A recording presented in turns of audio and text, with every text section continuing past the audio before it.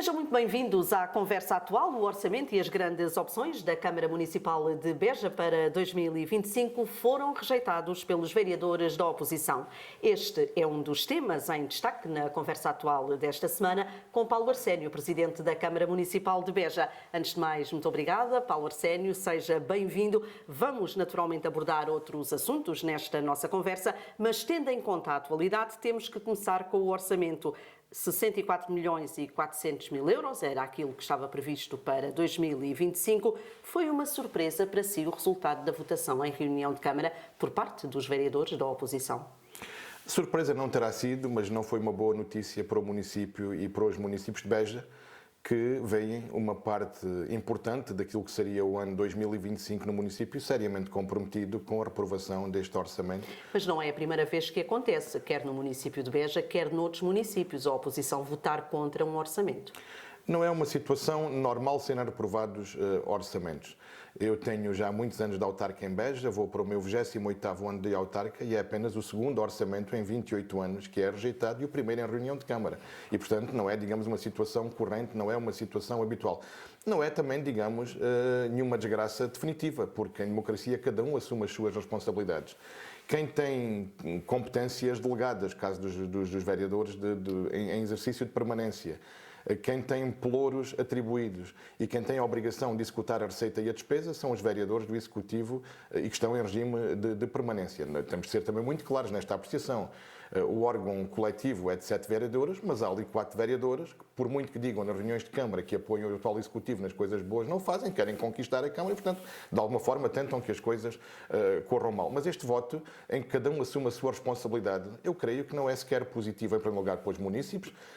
Não é positivo para nós, porque gostaríamos de executar e algumas das questões serão adiadas ou ficarão sujeitas, Inês, a alterações orçamentais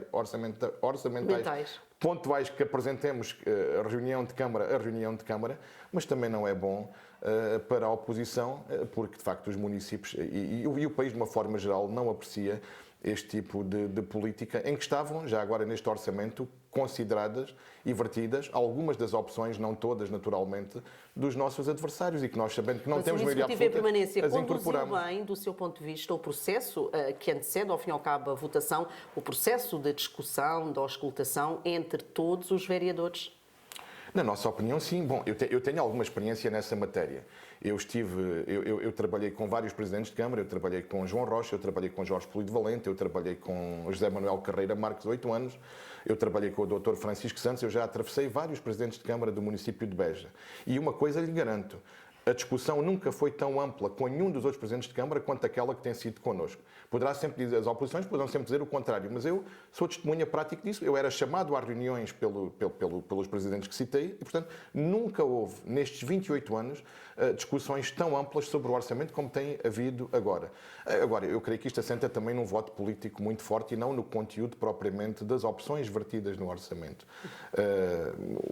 E foram aceitas algumas sugestões da oposição? Foram aceitos bastantes, não podiam ser aceitas todas. Nós podíamos ir aqui peça a peça. É um orçamento do Executivo em permanência, naturalmente. Poderíamos ir aqui peça a peça e nós conseguiríamos desmontar, enfim, as razões do porquê de não termos aceito um conjunto de opções também que a oposição nos deu. Agora, quando muitas vezes a oposição diz, bom, não há estratégia económica, não há estratégia cultural, essas questões são tão abstratas que não se traduzem no orçamento. Não é por o orçamento subir 500 mil euros ou 1 milhão de euros que isso depois discute-se em eleições autárquicas. Bom, que estão também à porta.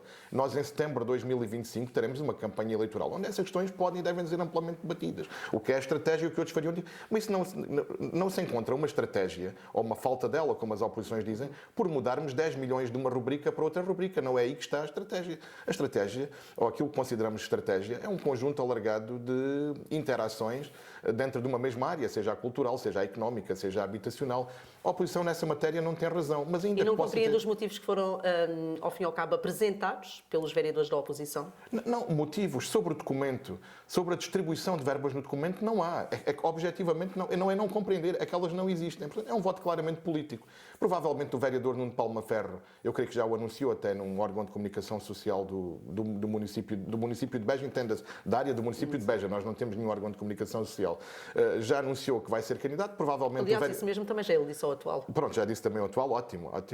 O vereador Vítor Picado provavelmente vai também ser candidato pela Coligação Democrática E provavelmente Unitária. Paulo Arsénio também. Paulo Arsénio tem essa possibilidade. Eu tomarei a minha decisão até o final do primeiro trimestre do próximo ano. Farei uma avaliação com os meus Mas está disponível, camaradas. Paulo Arsénio? Estou disponível, mas não tomei ainda a decisão de poder vir a ser candidato Em ou não. determinada altura da sua vida, e não lhe posso agora precisar, falava no objetivo de cumprir 2 mandatos e quase que fechava a porta a um terceiro mandato. O que é que mudou? Não, o trabalho autárquico é sempre um trabalho inacabado. Sempre um trabalho inacabado.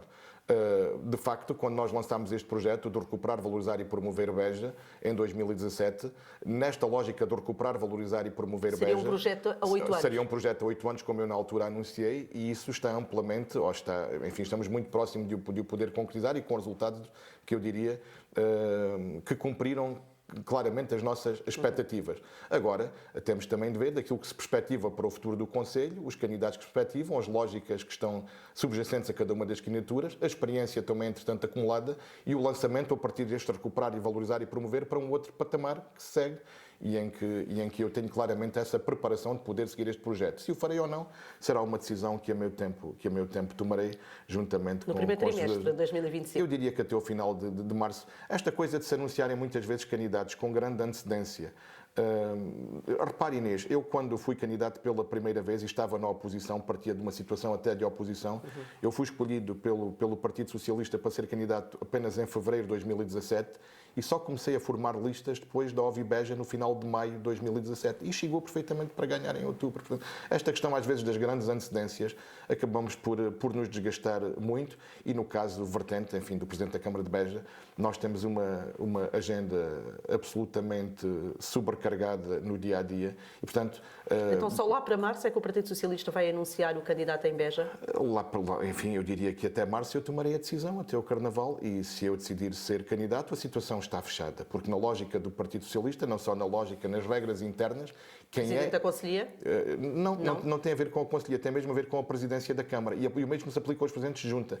Quem está em exercício de funções, não tendo esgotado o terceiro exercício e vindo de vitórias de anos anteriores... É o candidato natural. É o candidato e não há comissão política que o possa impedir. Portanto, só depende mesmo do Paulo Arsénio. Só depende mesmo do Paulo Arsénio neste caso, mas eu vou ouvir naturalmente uma série de pessoas, vou refletir também e tomarei uma decisão. E só há 2 possíveis. Sim ou não, mas digamos que estou claramente disponível. Estou disponível e querendo serei o candidato. E, portanto, tomarei a decisão a seu tempo. Vamos voltar aqui ao orçamento. Porquê governar a Câmara em duodécimos e não apresentar uma nova proposta de orçamento? Bom, vamos por partes. Porque é uma questão que tem sido falada nestes últimos dias. Não, mas é uma questão que nunca foi dita. É uma falsa questão? É uma falsa questão porque nunca foi dita pelo Executivo da Câmara Municipal de Beja, o que eu acho absolutamente abusivo. Eu tenho lido isso e tenho lido isso de algumas pessoas até que já foram vereadores noutras câmaras e que tiveram, aliás, desempenhos absolutamente medíocres e que depois falam sobre a Câmara Municipal de Beja, que é uma coisa extraordinária. Mas a Câmara não vai ser governada por duodécimos a partir do dia 1 de janeiro? Não vai ser governada por duodécimos. Não há o regime de duodécimos nas autarquias locais. Portanto, aí está logo um lapso. O que é que acontece? A Câmara, a partir do dia 1 de janeiro do ano 2025, passa a governar-se com o orçamento em vigor no dia 31 de dezembro do ano anterior. Ou seja, o orçamento em vigor no último dia deste ano será o que transitará para o ano seguinte e não é o regime do duodécimos. Eu vou dar, por exemplo, um exemplo nas empreitadas. Nós temos a intenção, enfim, de lançar um concurso público para pavimentar um conjunto de avenidas interiores da cidade de Beja. Salgueiro Maia, Zeca Afonso, Manuel Joaquim Delgado, ir até a Francisco Miguel Duarte, onde se situa a sede do Despertar, para que os nossos espectadores e ouvintes do atual consigam identificar melhor. Ou seja, essa obra objetivamente foi reprovada no orçamento. Agora, nós temos em execução a Estrada Municipal 511 da Salvada, com 2.500.000 euros aproximadamente. Se nós até o dia 31 de dezembro tivermos pagos e executados, por exemplo, 2 milhões de euros, nós, através de uma alteração orçamental que depois temos de propor a reunião de Câmara, podemos mudar esse valor todo ou uma parte desse valor para uma outra via de comunicação num outro ponto do Conselho. Qual é a desvantagem disto tudo? é que algumas destas alterações... Em primeiro lugar, temos de levar alteração a alteração, obra a obra, à Câmara Municipal, o que desde para logo ser aprovada individualmente e de forma solta.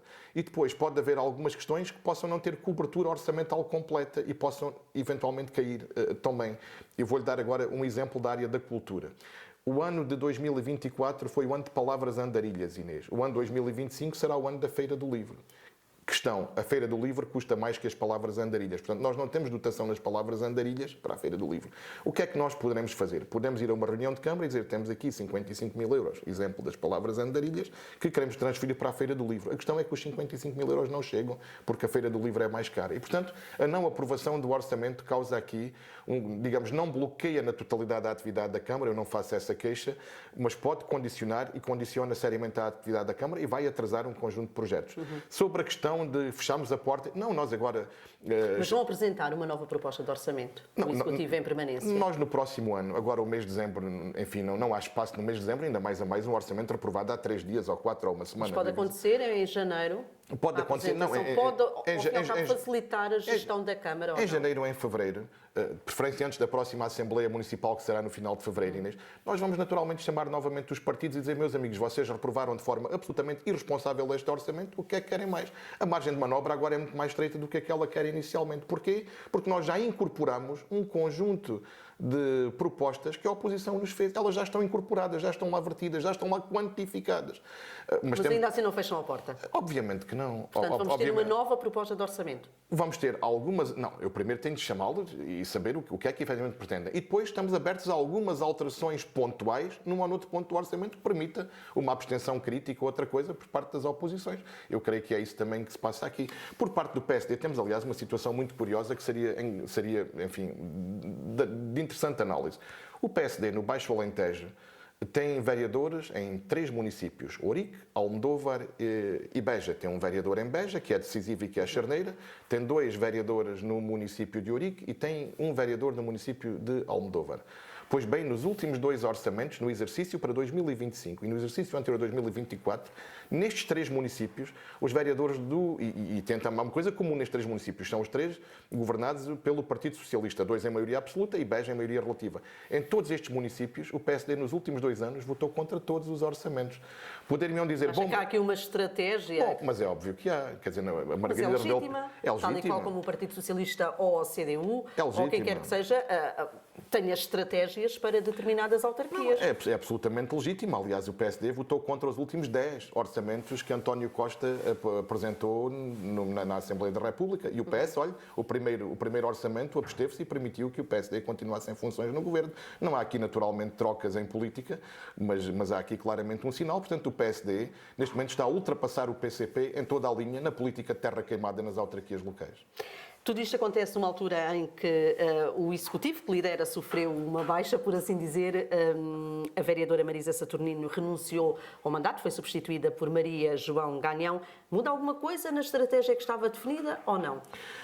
Não foi substituída, será no dia 11. A tomada de posse da Maria João Ganhão será na primeira reunião de Câmara. É por isso que existem listas, é por isso que cada partido, no caso das eleições autárquicas, no nosso caso em Beja, temos uma lista de 14 pessoas, para situações de saídas, de impedimentos e para nos prepararmos também, cada eleição, para assumir responsabilidades a 2 níveis. Ou se ganharmos em termos executivos permanentes, Inês, ou se perdermos, estarmos na oposição também com a substituição de listas.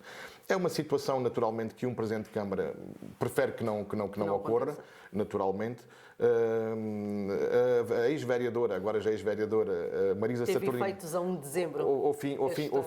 Ao fim de 7 anos e 1 mês de trabalhar connosco de forma consecutiva, decidiu dar um passo diferente na sua vida, ser chefe de divisão numa Câmara muito próxima, ali no concelho onde nasceu e onde vive o marido, onde vivem os pais, onde vive o irmão, onde vive o resto toda a família, e tendo aparecido esta oportunidade deste concurso, decidiu dar esse passo e aproximar-se então da restante família. E muda alguma coisa na estratégia que estava definida? Entre a Maria João Ganhão, eu posso aqui adiantar em primeira mão o atual, que a futura vereadora Maria João Ganhão irá ficar com todos os pelouros que eram da vereadora Marisa Saturnino, à exceção dos recursos humanos, que passarão diretamente para a presidência, que eram da vereadora e passam para mim, neste caso, para o presidente da Câmara.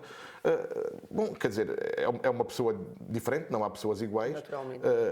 A futura vereadora Maria João Ganhão fará depois uma avaliação com os serviços e, se entender mudar algumas estratégia que pudesse vir a ser seguida, enfim, em alguma área que estava sob tutela da vereadora, na ação social ou na educação e desporto, comunicar-me-á e falaremos sobre isso. Portanto, eu diria que do ponto de vista global não se antevêem grandes alterações. Estamos a falar também da entrada dos últimos 10 meses do atual Executivo. De qualquer forma, 10 meses ainda é muito tempo. E se a vereadora concluir que há alguma coisa a mudar em algum ponto, falará comigo e com o vereador vice-presidente Rui Marreiros e poderemos pontualmente alterar algum pormenor em alguma das áreas que a vereadora venha a ter sob sua tutela. Inês. São 10 meses de mandato, estamos em final de mandato. Marcos deste mandato, Paulo Arsénio. Bom, temos vários. Desde logo o facto de... Os mais importantes. Sim, o facto de termos reaberto as piscinas municipais, que foi uma obra que começou no mandato passado, mas foi concluída neste, era importante. Então, nós tínhamos umas piscinas absolutamente indignas e são um dos grandes cartões de visita da cidade. A reabertura do mercado municipal foi uma obra que atrasou, que teve algumas dificuldades, mas que foi também agora foi reaberta. Aquilo que temos vindo a fazer nas nossas escolas, eu valorizo muito aquilo que temos vindo a fazer nas nossas escolas. A remoção... Não é assim tão visível? É menos visível, Inês, mas é muito importante. A remoção de todo o fibrocimento que subsistia nas escolas, e eram perto de 8 mil metros quadrados de fibrocimento que ainda tínhamos nas escolas do Conselho, as pinturas, as iluminações, os novos mobiliários, o facto de termos assumido responsabilidades na ação social, o facto de termos assumido responsabilidades também nas escolas, já agora, em termos de auxiliares de ação educativa, com a reprovação deste orçamento, arriscamos a ter falta de auxiliares de ação educativa na reabertura do ano escolar nas nossas escolas, é também algo que devia de merecer uma profunda reflexão por parte das nossas oposições, daquilo que fizeram ao mapa de pessoal com a reprovação deste orçamento. O facto da estratégia local de habitação, e retomando a resposta à pergunta que me tinha feito, estar agora a entrar em velocidade já mais acelerada, nós temos estado na fase de projeto. A fase de projeto é aquela parte que não se vê nada. As pessoas dizem, muitas vezes demora mais tempo. Não estão a fazer nada porque passaram 2 anos ou 3 e não se vê nada. Estamos a concluir os projetos para os bairros sociais. Já temos muitos projetos concluídos para reabilitação de habitações. Já consignamos as primeiras 45 casas para serem executadas de raiz. Vamos consignar mais 40. Estamos a recuperar na Praça da República o edifício das Modas Felício, também na estratégia local de habitação, o edifício 29 também para a estratégia local de habitação. O que temos feito na rede rodoviária, sem qualquer apoio, sem qualquer financiamento, a 511, a 513, a 529, um conjunto de estradas, portanto, por via de empreitada, o que não se fazia no passado em Beja. A renovação da frota de viaturas da Câmara Municipal de Beja é uma coisa que também não, digamos, para a população não diz nada, mas renovamos a frota em mais de 60 viaturas, sem criar qualquer encargo ou ónus para executivos futuros. E depois aquelas questões, digamos, de caráter social, a tarifa social automática da água, que beneficia 1000 agregados do Conselho de Beja por 50%, a duplicação dos benefícios na área da saúde do cartão municipal sénior, o orçamento participativo, a questão dos transportes escolares, enfim, temos feito aí grandes progressos, aquilo que não é obra, mas que significa muito dinheiro para as famílias, e a redução dos vários impostos municipais, à exceção do IRS, para mínimos possíveis. Qual é, para o Presidente da Câmara Municipal de Beja, neste momento, o maior problema da cidade do Conselho? Há quem aponte o problema social, e temos aí um problema social. Há também várias críticas de que o Executivo Camarário não gere da melhor forma este problema. Como é que olha para esta situação? É uma situação realmente complexa, é de facto um problema que temos no território. É o maior problema neste momento? Eu diria que é o maior problema pela dificuldade da integração das pessoas, desde logo pela língua. Nós temos aqui também na imigração, isso tem de ser também claramente compartimentado e dividido. Temos muitas pessoas que fazem um caminho de integração, que são absolutamente necessárias no território. E depois temos o trabalho clandestino, temos as redes ilegais que traficam pessoas. Temos algumas entidades patronais, não todas, nunca podemos dizer isso, não? Temos uma ou outra entidade patronal que também não segue os melhores procedimentos em relação ao tratamento que dá a esses trabalhadores e em que deveriam de assumir responsabilidades, nomeadamente na questão do alojamento, e que muitas vezes não assumem, recorrendo a empresas de trabalho temporário de duvidosa credibilidade, Inês. E, portanto, mas é uma situação que Beja, em condições isoladas, não está em condições, digamos, de resolver de um dia para o outro. Tem de haver uma articulação a nível do território de todos os concelhos, e depois tem de haver, naturalmente... Mas por parte do Executivo está a fazer aquilo que pode? o Executivo, nas competências... Porque há responsabilidades a vários níveis. Para resolver este problema, certamente, que depende de várias entidades. Mas em relação à Câmara Municipal, está a fazer o possível? A Câmara Municipal de Beja, nas competências que foram delegadas na área da ação social, está a fazer o possível, nomeadamente na área da emergência social, que é aquela que tem a seu cargo.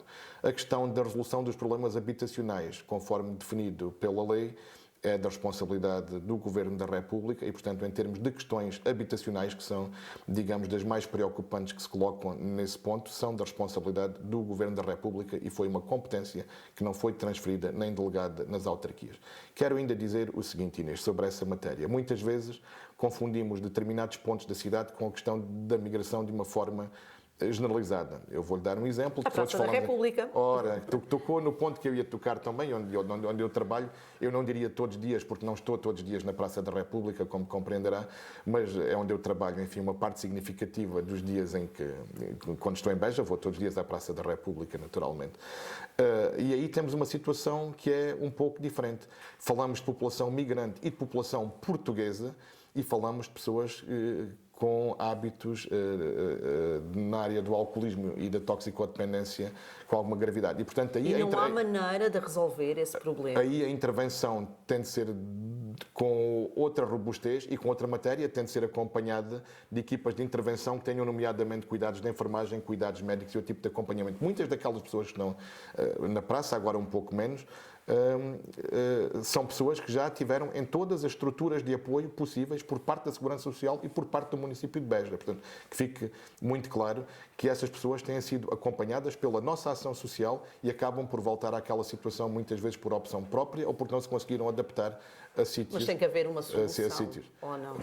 Poderá haver, e nós achamos que sim, através de equipas mistas que incluam, nomeadamente, cuidados na área da medicina. Seja como for, ainda há aqui um trabalho a fazer para resolver este problema. E não é fácil, não nos iludamos.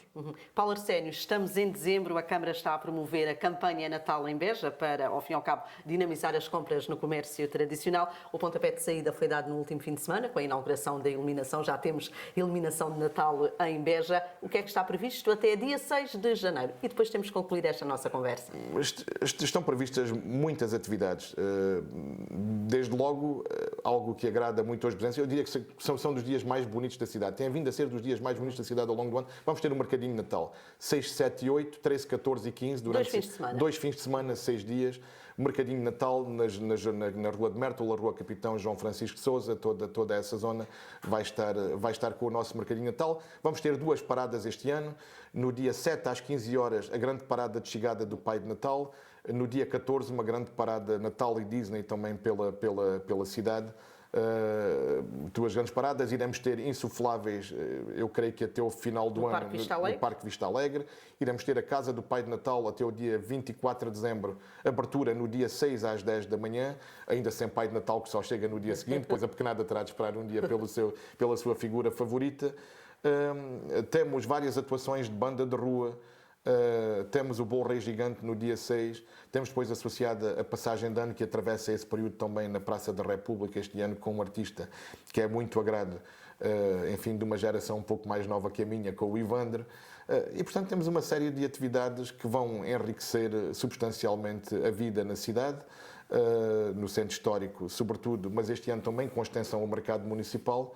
E, portanto, Beja será muito convidativa. Em termos de estacionamento, os estacionamentos da Casa da Cultura e do Parque Subterrâneo da Avenida Miguel Fernandes até o dia 6 de janeiro, 3 horas de estacionamento gratuito e o estacionamento de superfície, para quem não tenha utilizado ainda durante o dia, mediante a introdução da matrícula, 1 hora de estacionamento gratuito. Isto nos dias úteis no estacionamento de superfície, uma vez que o fim de semana é gratuito, Inês, e nos estacionamentos cobertos, portanto, os sábados também são pagos, mas as 3 horas de gratuitidade são também aos sábados. Portanto, não há nenhuma desculpa para não, independentemente das compras que cada um queira ou possa fazer, para não visitar nestes dias o centro da cidade, desfrutá-lo e aproveitar naturalmente ao máximo estes dias de magia que o Natal sempre nos traz.